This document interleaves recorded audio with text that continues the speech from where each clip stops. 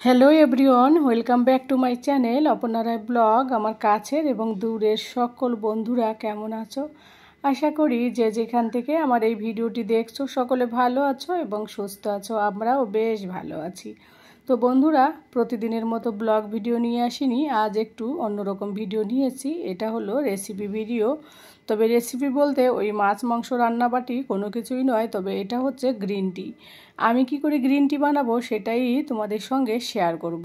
আর দুটো green tea বানানোর পদ্ধতি বা নিয়ম তোমাদের সঙ্গে শেয়ার করব। সঠিকভাবে গ্রিন টি না বানালে গ্রিন টির কিন্তু কোনো উপকার থাকে না।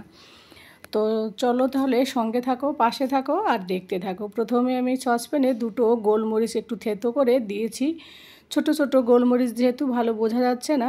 আর 2 কাপের মতো জল দিয়েছি। এবার জলটা সুন্দর করে যখন বেশ ভালো করে ফুটবে তখন আমি গ্রিন টি জলটাকে নামিয়ে নেব।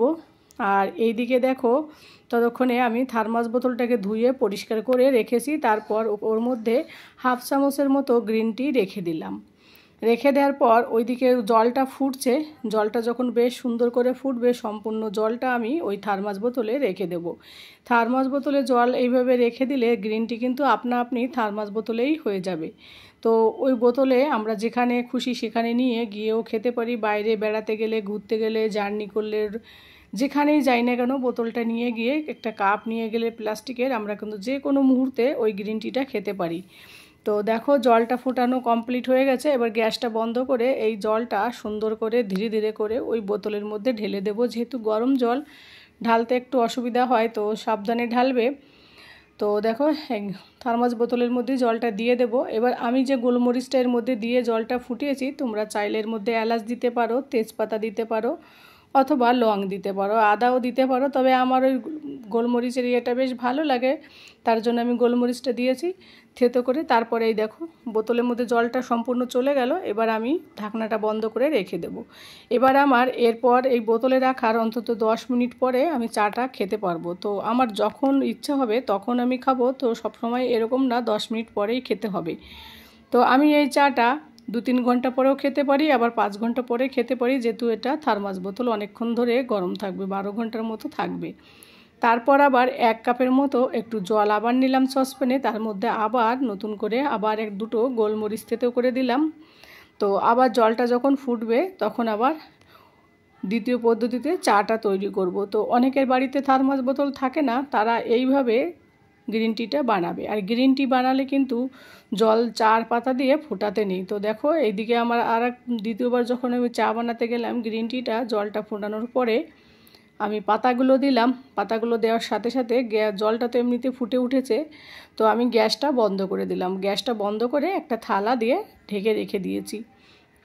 5 মিনিটের মতো ঢেকে রেখে দিয়েছি, যাতে চায়ের পাতার কালারটা ফিরে আসে। যেহেতু আমি জলটা জলের মধ্যে পাতা দিয়ে জলটা ফুটাইনি, সেই কারণে। তো দেখো 5 মিনিট পরে ফিরে এসেছি, থালা পুরো নিচে একদম ঘেমে গেছে। আর চায়ের পাতার কালারটাও কত সুন্দর হয়েছে। তো আমি কিন্তু জল ফুটাইনি, গরম জলের মধ্যে জাস্ট পাতাটা রেখে দিয়ে গ্যাসটা বন্ধ করে ঢেকে রেখে দিয়েছি।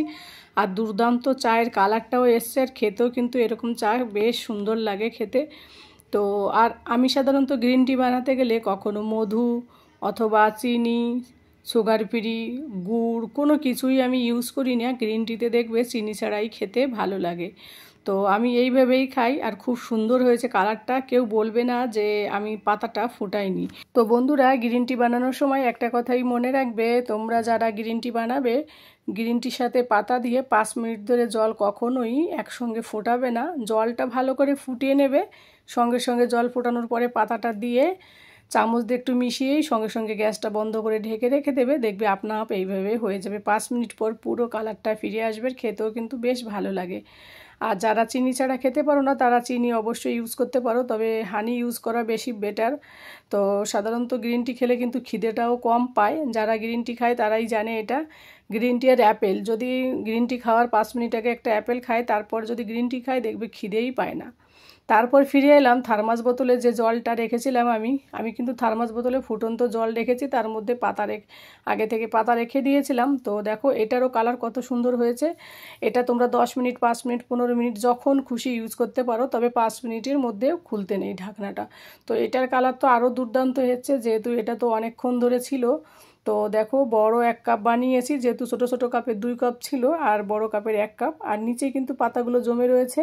গ্রিন টি বানাতে গেলে চায়ের পাতা কিন্তু ছাঁকতে নেই, ছাঁকা না ছাঁকলেও চলে, কারণ পাতাটা পুরো নিচে জমে থাকে আর উপর থেকে তো আমরা খেতেই পারি, তাই না? তো বন্ধুরা, আমার এই গ্রিন টি বানানোর পদ্ধতি কেমন হলো অবশ্যই কিন্তু তোমরা আমাকে কমেন্ট করে জানিও। আর যে যেখান থেকে ভিডিওটি দেখছো তাদের সকলকে অসংখ্য অসংখ্য ধন্যবাদ। আর যদি ভিডিওটি নতুন বন্ধুরা যদি দেখো, যদি ভালো লাগে, আমার এই ছোট্ট চ্যানেলটিকে সাবস্ক্রাইব করে দিয়ে আমার পাশে থেকো। আর পাশে থাকা বেল আইকনটি প্রেস করে দিও, তাহলে প্রতিদিন আমি যে ভিডিওগুলো দেবো সেগুলো সবার আগে তোমাদের কাছে পৌঁছে যাবে। তো বন্ধুরা, আজ এই পর্যন্তই। অন্য কোনো ব্লগ অথবা রেসিপিতে দেখা হবে। Tata, bye bye.